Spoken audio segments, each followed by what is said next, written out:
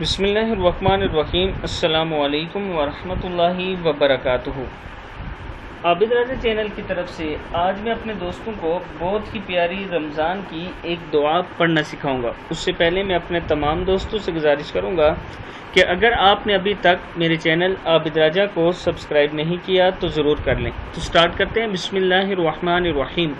اللہم رب شہر رمضان الذی انزلت فیہ القرآن اللہم رب شہر رمضان الذی انزلت فیہ القرآن وافترضت علی عبادک فیہ الصیام وافترضت علی عبادک فیہ الصیام صلی علی محمد و آل محمد وارزقنی حج بیتک الحرام فی عام ھذا وفی کل عام واغفر لی تلک الذنوب العظام واغفر لی تلک الذنوب العظام فإنه لا يغفرها غيرك یا رحمن یا علام۔